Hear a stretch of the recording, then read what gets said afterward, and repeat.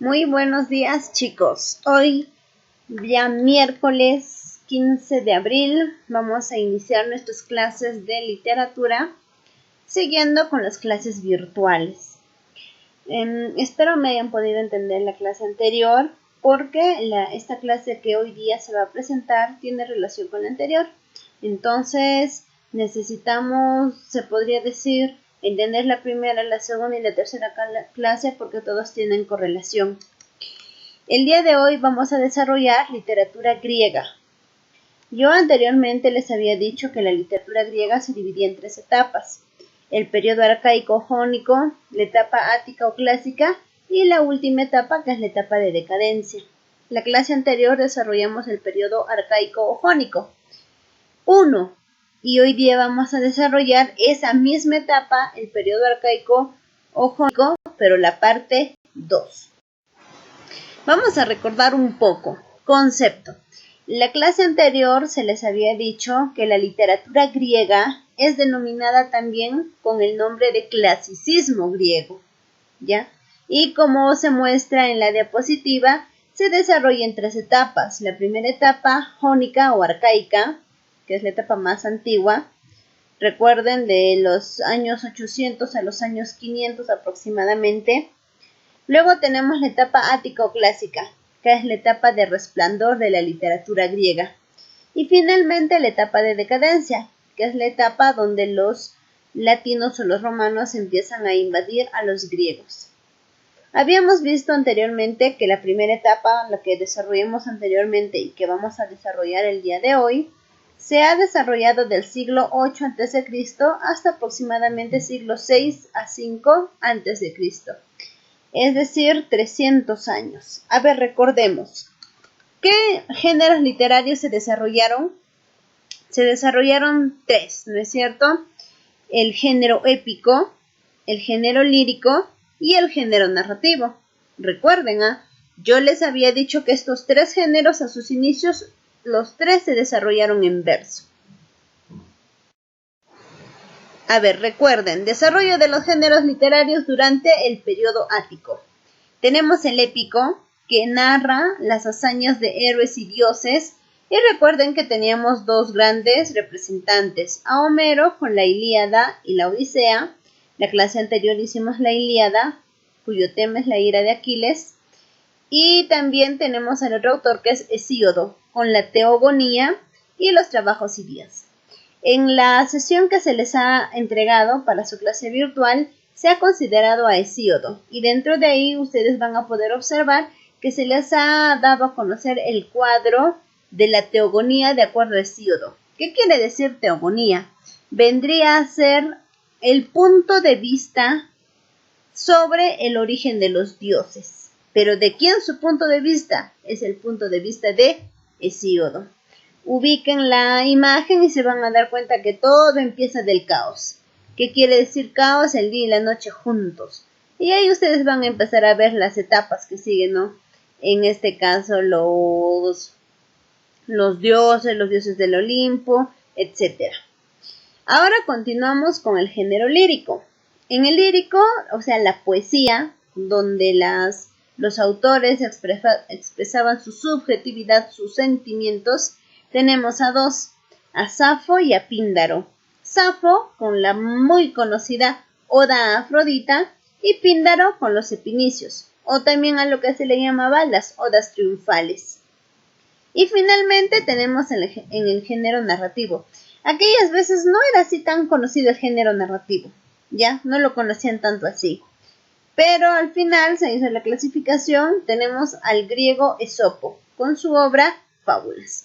Esto no se olviden porque de todas maneras es un que lo tienen que tener bastante en cuenta porque vienen los exámenes y bien son preguntas recurrentes. Vamos a recordar Homero. ¿Quién era Homero? Ha sido un griego, ¿no es cierto? Del cual se podría decir que ha sido el griego más trascendental a lo largo de la historia. El nacimiento de este griego se lo disputan 7 ciudades. En Chios, Oquíos, Esmirna, etc. Pero el que reúne mayores características de ser la cuna de nacimiento de este gran épico es Esmirna. Este gran escritor llamado Homero era ciego. Para aquellas veces ser ciego era símbolo de ser una persona racional y una persona sabia. Y él era un aeda, era un poeta, que quiere decir que él iba de lugar en lugar narrando sus dos más grandes epopeyas, ¿ya? Epopeyas que pertenecen al género épico. Tenemos la Ilíada y la Odisea. A la Ilíada también se le llama como el poema de guerra o epopeya de guerra. ¿Por qué? Ustedes dirán. Porque en la Ilíada se narra la guerra entre troyanos y griegos, resaltando como tema la ira de Aquiles. Y tenemos la otra parte, la Odisea, que va a ser llamado poema de paz o epopeya de paz. ¿Por qué será de paz?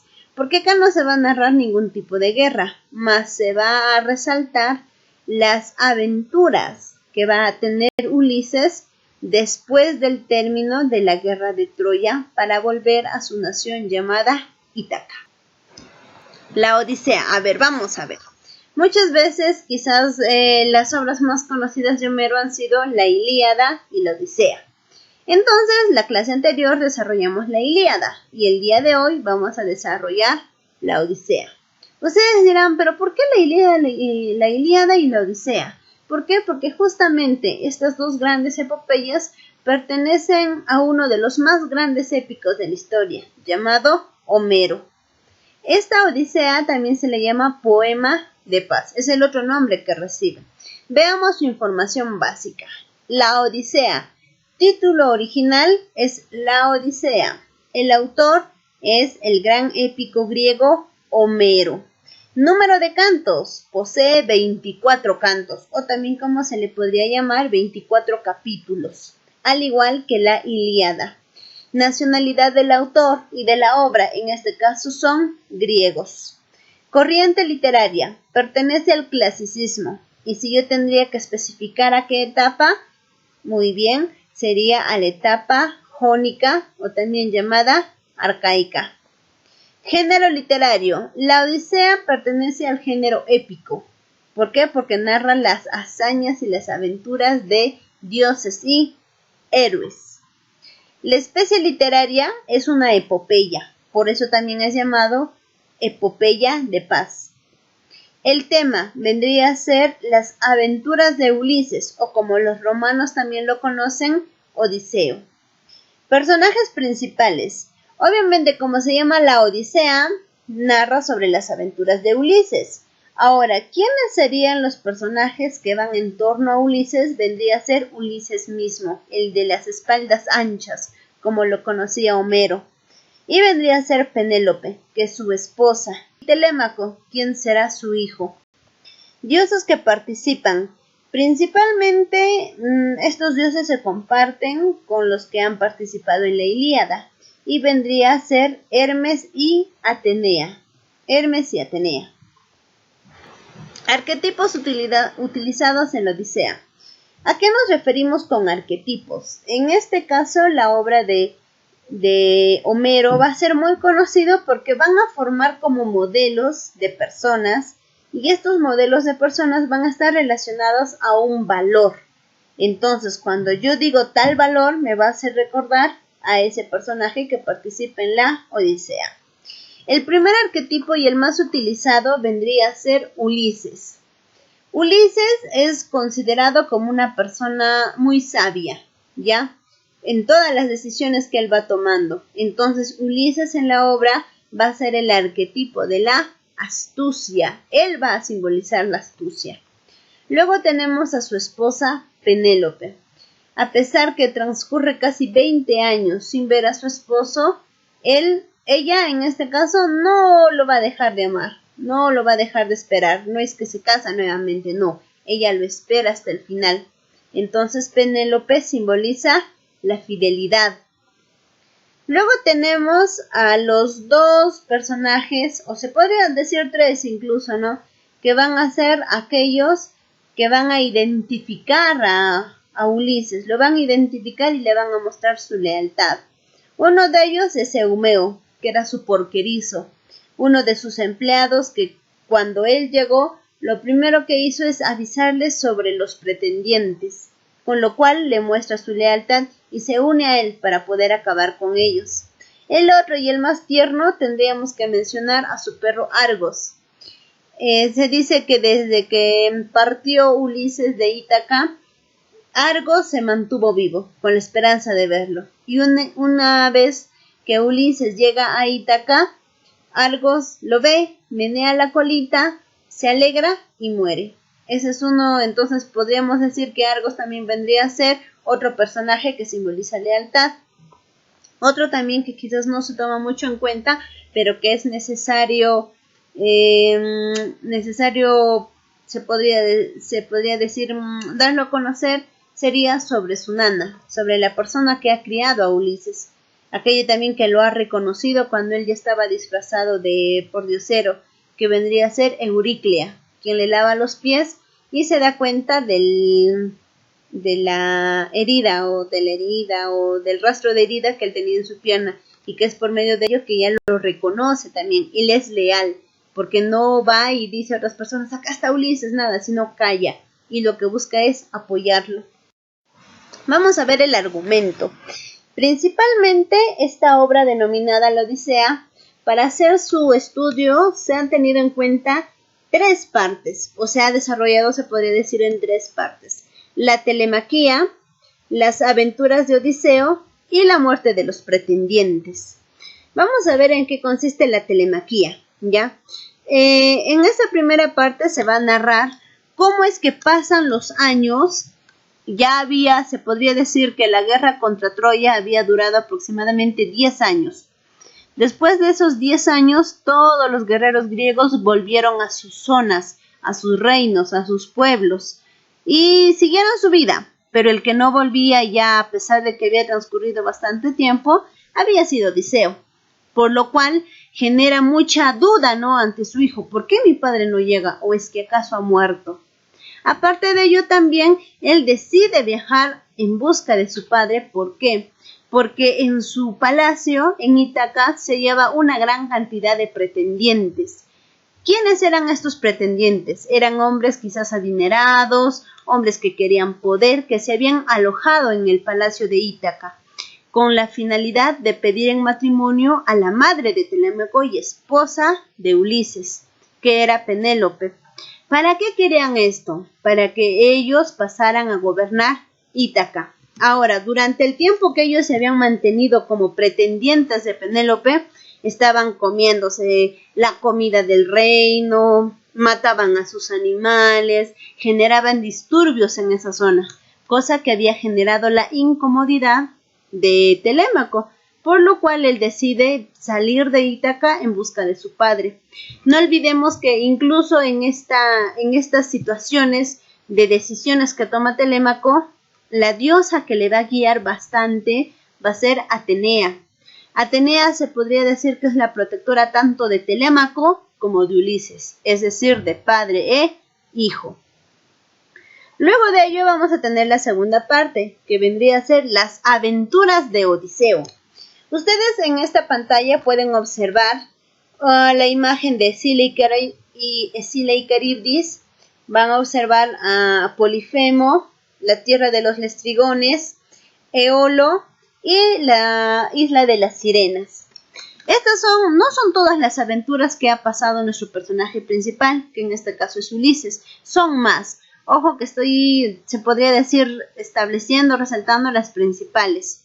En la segunda parte, que vendría a ser las aventuras de Odiseo, se va a narrar cada una de estas aventuras. ¿Pero cómo? Supuestamente, esta parte inicia cuando Ulises decide irse. No, más que decidir irse, es empujado a irse.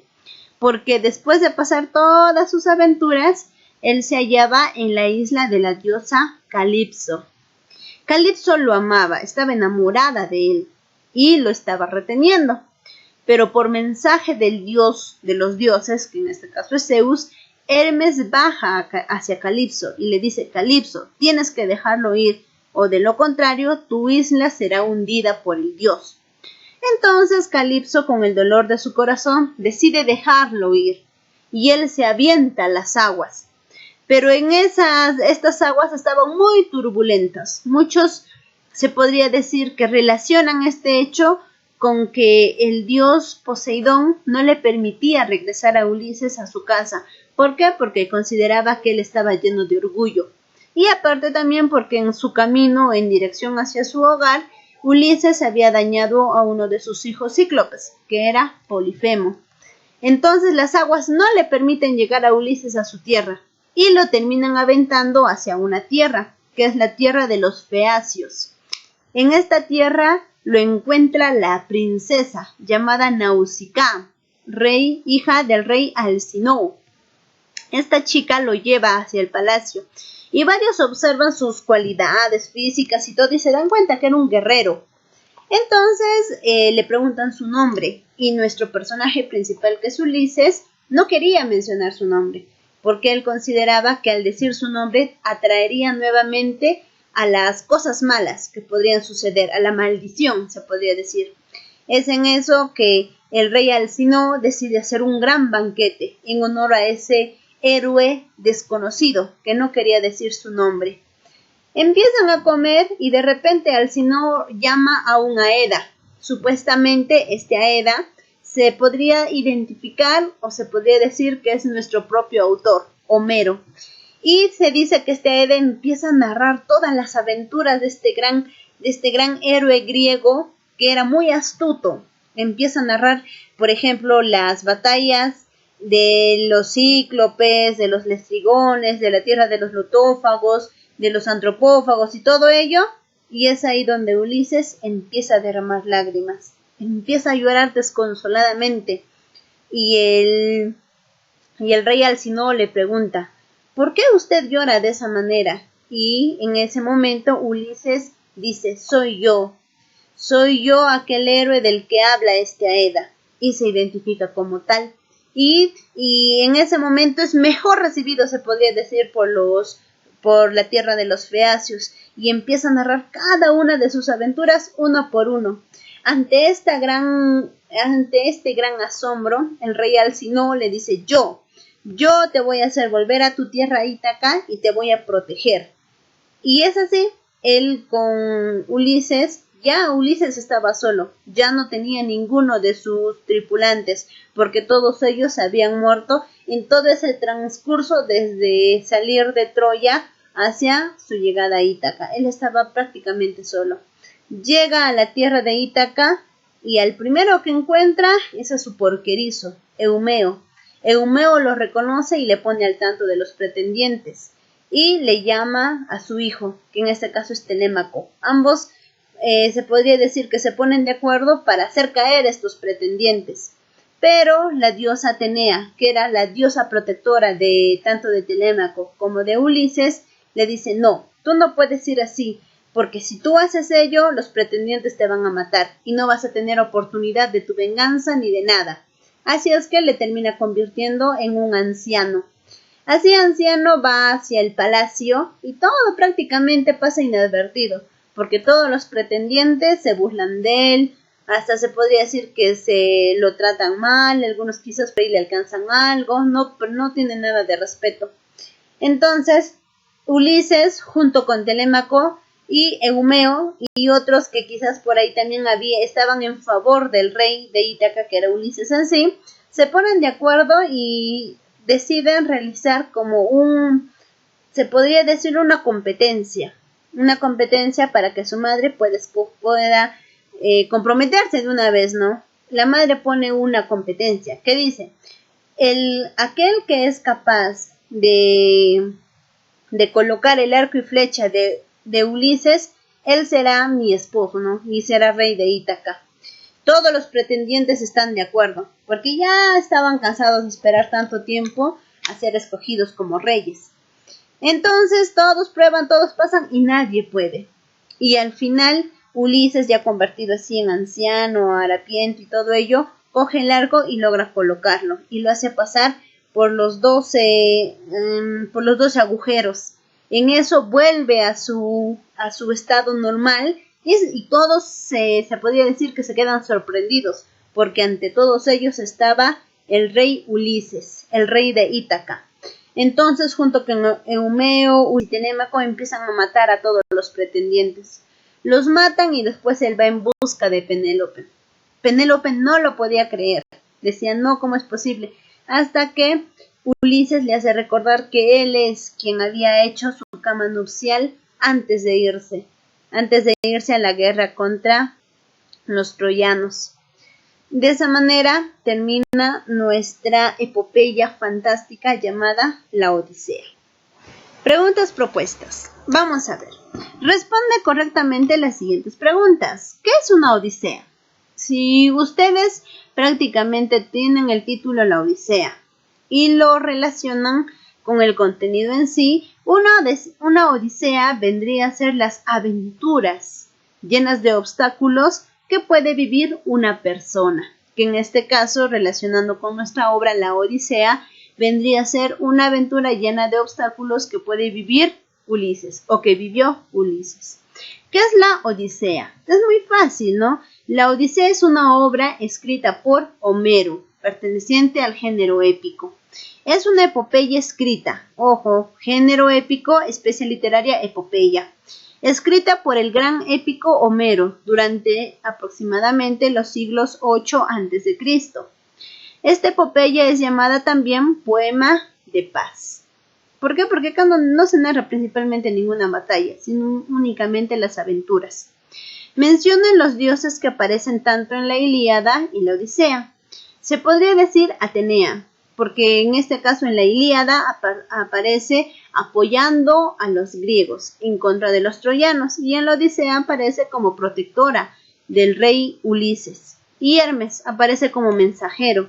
Mensajero para hacer llegar mensaje a cada uno de los dioses del Olimpo, y en la Odisea también aparece como mensajero para hacer llegar sus mensajes a la diosa Calipso, en este caso.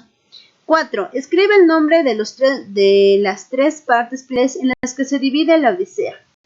La primera sería la telemaquía, ¿no es cierto?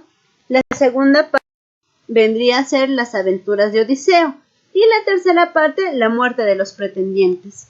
Teniendo en consideración estas tres partes, ojo, porque son en realidad 24 capítulos, yo puedo resumir en qué consistió la Odisea. Tipo de narración de la Odisea.